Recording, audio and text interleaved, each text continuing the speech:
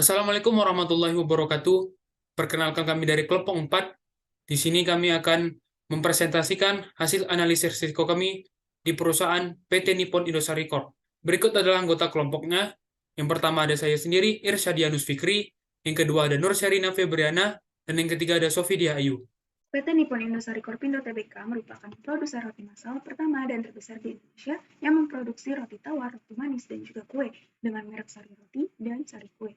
Dalam menyelenggarakan kegiatan usahanya, perusahaan ini telah memperoleh izin usaha di bidang pembuatan, penjualan, dan distribusi roti juga kue berdasarkan Akta Pendirian Perseroan Terbatas Nomor 11 Tanggal 8 Maret 1995.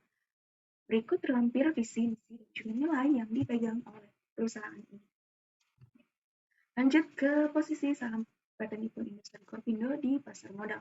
Dalam hal kapitalisasi pasar menunjukkan tidak terdapat perubahan pada periode 2020 juga 2021, yaitu stuck pada 8,4 triliun rupiah. Sedangkan di tahun 2022 mengalami penurunan sebesar 9 miliar sehingga menjadi 7,5 triliun rupiah atau sekitar 505,7 juta dolar. Nah, penurunan ini membuat perusahaan berada di peringkat ke-158 dari 464 perusahaan yang tercatat di BI. Sedangkan posisi kapitalisasi perusahaan ini dibandingkan dengan industri makanan olahan lainnya di Indonesia berada di peringkat ke-10 dari 47.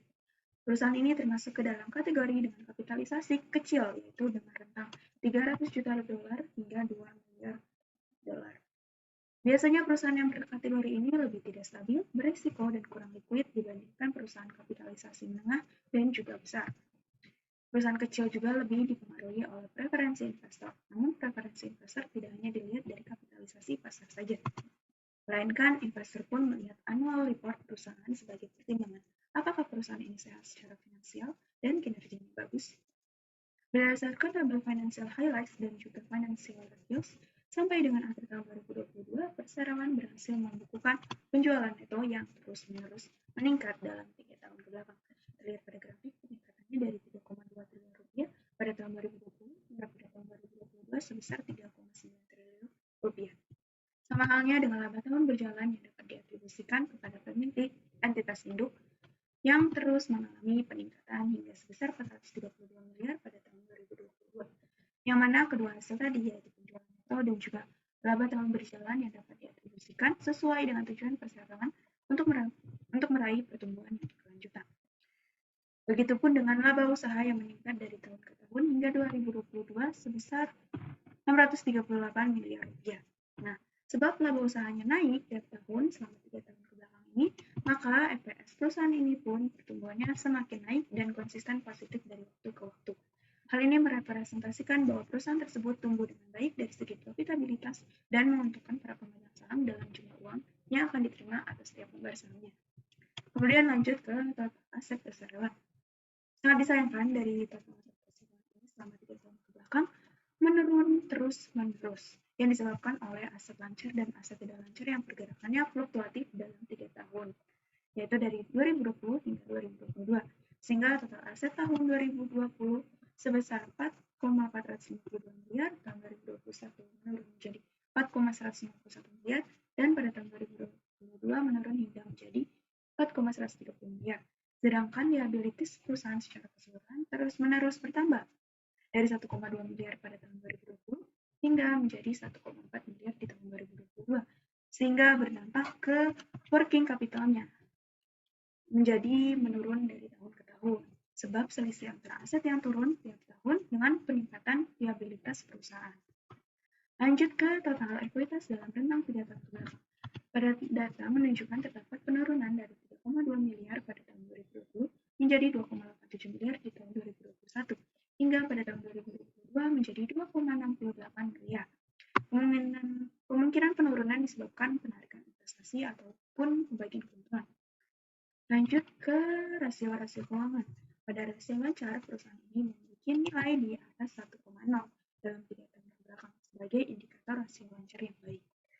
Hanya saja nilainya mengalami penurunan terus-menerus yang disebabkan kemampuan perusahaan berkurang dalam melunasi utang lancarnya. Sebaiknya segera ditangani dan dicari solusinya oleh perusahaan. Kemudian lanjut ke rasio liabilitas terhadap aset masih berada di bawah 0,5 yang berarti mayoritas aset didanai oleh modal. Kemudian yang terakhir dari rasio yaitu rasio likuiditas terhadap ekuitas pun masih berada di stage yang aman, yaitu indikatornya kurang dari 1,0, yaitu sebesar 0,5 pada tahun 2022. Tingkat utang ini masih terbilang rendah yang menandakan beban bunga perusahaan tidak besar dan tidak mengurangi keuntungan. Lanjut ke ROA dan juga RONS selama 3 tahun terbilang bagus dan sebaiknya terus ditingkatkan untuk tahun ke depannya.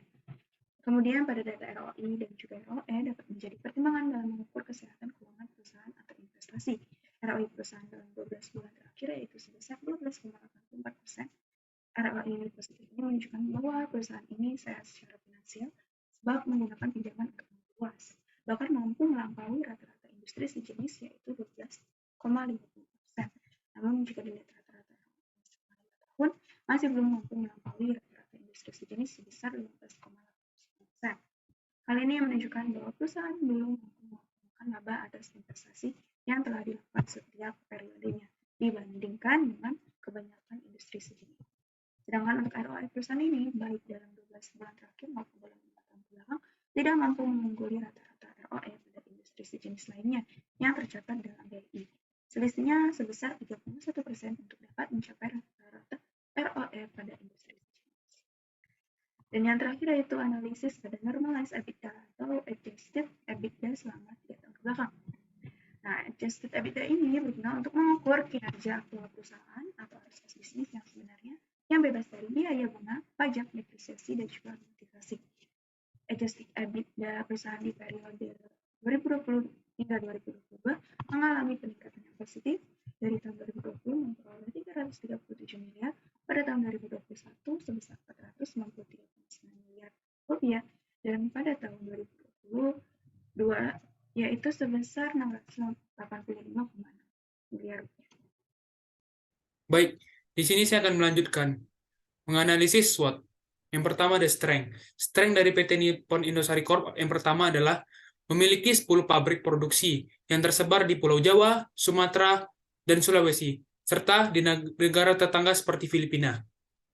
Kekuatan yang kedua adalah memiliki beragam varian produk yang terdiri dari roti tawar, roti manis isi, roti krim, roti sobek, roti burger, dan plain roll.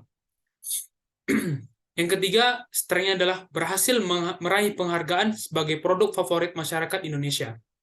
Yang keempat, stabilitas likuiditas aset lancar perseroan menunjukkan peningkatan, yang mana stabilitas likuiditasnya meningkat pada tahun 2021-2022. Nah, yang kelima ada perseroan berhasil mengelola pertumbuhan aset jangka panjang, yang mana memberikan peluang ekspansi di masa depannya. Nah, selain kekuatan, di sini juga ada kelemahan, itu weakness dari PT Nippon Indosari Corp. Yang pertama adalah masih terdapat resiko kontaminasi bahan baku pada saat proses praproduksi. Yang mana selama produksi dan distribusi, walaupun sudah berusaha menetapkan standar mutu tertinggi dalam proses produksinya, tapi masih terdapat kontaminasi bahan bakunya. Nah, yang kedua, produk memiliki masa kadaluarsa yang mana singkat sehingga meningkatkan terjadinya pengembalian produk atau biasa disebut sebagai retur penjualan. Nah, yang ketiga ada risiko likuiditas penurunan aset lancar pada tahun 2020-2021, yang mana menunjukkan risiko likuiditas yang dapat mempengaruhi kemampuan perseroan untuk memenuhi kewajiban jangka pendeknya. Nah, yang keempat ada penurunan ekuitas, penurunan total pada tahun 2021-2022, yang mana mengindikasikan risiko solvabilitas dan kinerja keuangan yang lemah. Baik, selain kelemahan, di sini juga opportunities atau peluang dari PT Nippon Indosari Corp. Yang pertama, peluang pasar industri roti tinggi, di mana populasi masyarakat Indonesia yang sangat besar, di mana kemungkinan besar untuk mendapatkan pasar tinggi di negara Indonesia. Nah, yang kedua, lingkup pemasaran produk luas, serta yang mana bekerja sama dengan beberapa perusahaan minimarket, contohnya seperti Alfamart, Indomaret. Nah, yang ketiga, potensi peningkatan pendapatan perseroan dapat fokus pada strategi untuk meningkatkan pendapatan dan memperbaiki posisi keuangannya.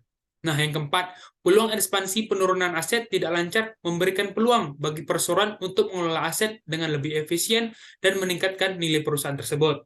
Nah, selain peluang, di sini ada juga sebagai ancamannya bagi PT Nippon Indosari Corp. Nah, di sini ada threats. Yang pertama, banyak kompetitor dari industri rumahan dan butik-butik roti yang mana menyediakan roti-roti hangat fresh from the oven. Yang kedua, isu penggunaan bahan-bahan pengawet dan kualitas bahan baku. Yang ketiga, resiko beban bunga. Kenaikan total liabilitas dapat menimbulkan resiko beban bunga dan pembayaran kewajiban yang lebih tinggi bagi perseroan. Nah, yang terakhir ancamannya adalah risiko restrukturisasi penerapan Undang-Undang Cipta Kerja dapat mengakibatkan risiko restrukturisasi dan pengurangan karyawan yang dapat mempengaruhi keberlanjutan perseroan. Baik, selanjutnya akan disampaikan oleh Nur Sherina Febriana. Baik, di sini saya akan melanjutkan analisis mengenai kebutuhan merger, akuisisi, atau tidak investasi sama sekali dengan menggunakan decision tree rule. Jadi di sini ada decision tree dari PT Nippon Indosari Corp, di mana aset lancarnya menurun sebesar 17,3%, aset tidak lancarnya meningkat sebesar 0,2%, total liabilitasnya meningkat sebesar 9,6%, total ekuitasnya menurun sebesar 19,4%, dan posisi kapitalisasi pasar yang kecil, di mana dia kurang dari 2 miliar. Jadi di sini ada total aset dengan aset lancar yang menurun. Di sini kita bisa mempertimbangkan untuk merger atau akuisisi, dan aset tidak lancar yang terus meningkat sebesar 0,2%. Di sini kita bisa mempertimbangkan untuk tidak investasi sama sekali. Tetapi dengan total liabilitas yang terus meningkat sebesar 9,6%, di sini kita mempertimbangkan juga untuk merger atau akuisisi. Selanjutnya untuk total ekuitas yang menurun 19,4%, di sini kita juga mempertimbangkan untuk merger atau akuisisi. Dan yang terakhir ada posisi kapitalisasi pasar, di mana PT Nippon Indosari Corp ini berada di peringkat yang rendah sebesar kurang dari 2 miliar. Jadi di sini kita dapat mempertimbangkan merger atau akuisisi. Jadi, jika aset lancar menurun sebesar 17,3%, itu bisa menjadi pertanda masalah dalam struktur keuangan perusahaan. Nah, dalam situasi ini, merger atau akuisisi dapat menjadi pilihan yang layak untuk memperkuat posisi keuangan perusahaan. Dan total liabilitas yang meningkat lebih dari 9,6%, ini dapat menunjukkan adanya resiko keuangan yang lebih tinggi. Dalam hal ini, merger atau akuisisi dapat membantu mengatasi beban liabilitas yang meningkat. Yang ketiga ada total ekuitas. Dengan total ekuitas yang turun, ini bisa menjadi tanda adanya penurunan nilai perusahaan. Dalam situasi ini, merger atau akuisisi dapat membantu memperbaiki struktur ekuitas dan meningkatkan nilai perusahaan. Yang terakhir ada posisi kapitalisasi pasar. Jika perusahaan memiliki peringkat kapitalisasi pasar yang rendah atau kurang dari 2 miliar, merger atau akuisisi dapat membantu meningkatkan nilai perusahaan dan mendapatkan keuntungan dari skala ekonomi yang lebih besar. Dengan mempertimbangkan penurunan aset lancar, peningkatan liabilitas, penurunan total ekuitas, serta peringkat kapitalisasi pasar yang rendah, merger atau akuisisi dapat menjadi strategi yang layak untuk dipertimbangkan. Sekian hasil analisis kami terhadap perusahaan PT Nippon Indosari Corp Indo Tbk. Terima kasih. Wassalamualaikum warahmatullahi wabarakatuh.